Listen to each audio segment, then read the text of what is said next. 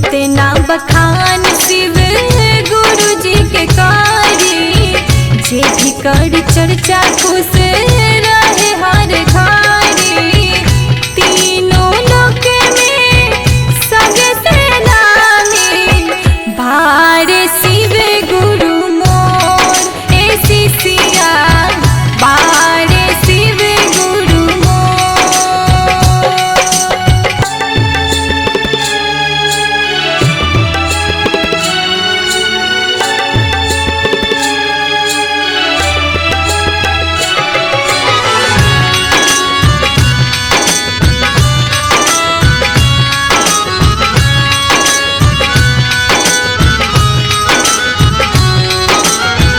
रावण के दे दिहलन महल अटारी, अपने तबनी घूमे लाल भिखारी।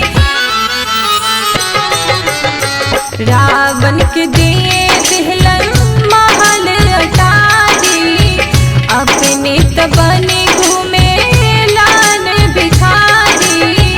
जिन कर लीला सबके हो जानेला, बारे शिव गुरु मोर, ए शिष्या बारे शिव गुरु मोर।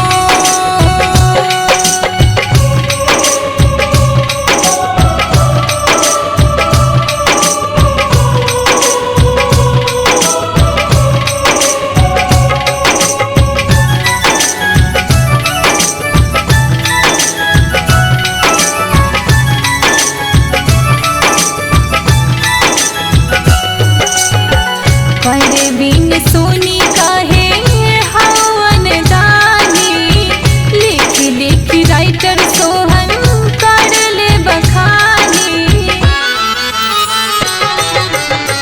परवीन सोनी कहे हवन दानी, लिख लिख राइटर सोहन कर ले बखानी। जिन कर दाया से भावनी गावे, बारे शिव गुरु मोर, ए शिष्या बारे शिव गुरु मोर।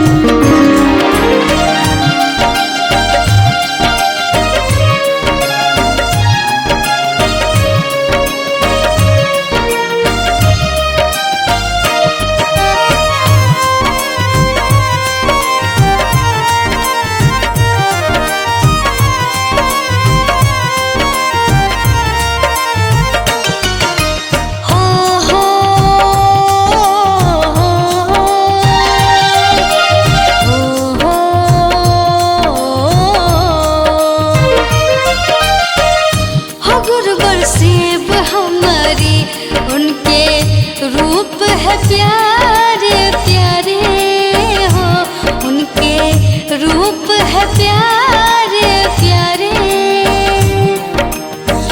जब जब देखे कोई डर डर जाए, डर जाए जग सारे हो, डर जाए जग सारे हो। गुरुवर शिव हमारी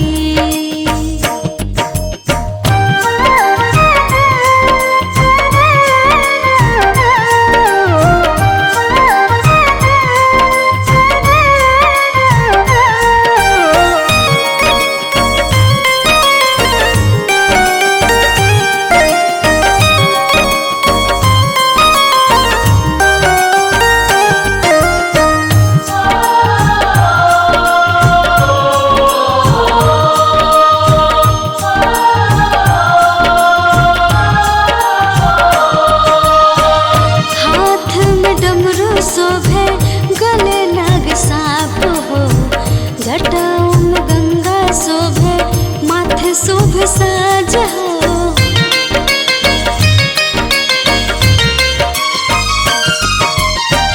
हाथ में डमरू शोभे, गले नाग साप हो, जटाओं में गंगा शोभे, माथे शोभ साज मेरे गुरुवर अंतर्यामी है तीनों लोक के स्वामी। मेरे गुरुवर अंतर्यामी है तीनों लोक के स्वामी।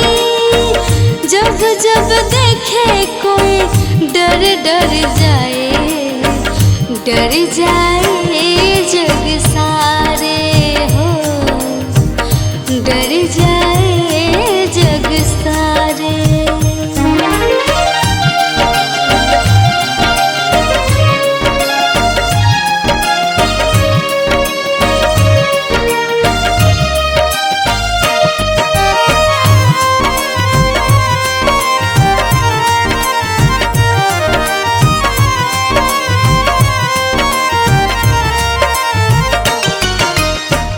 हाथ में त्रिशूल शोभे देवों के अंग हो, गुरुवर रहते हैं प्रेतों के संग हो।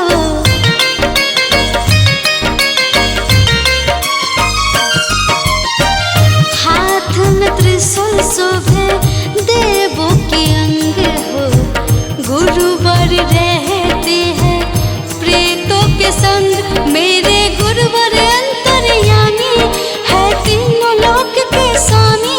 मेरे गुरुवर अंतर्यामी है तीनों लोक के स्वामी।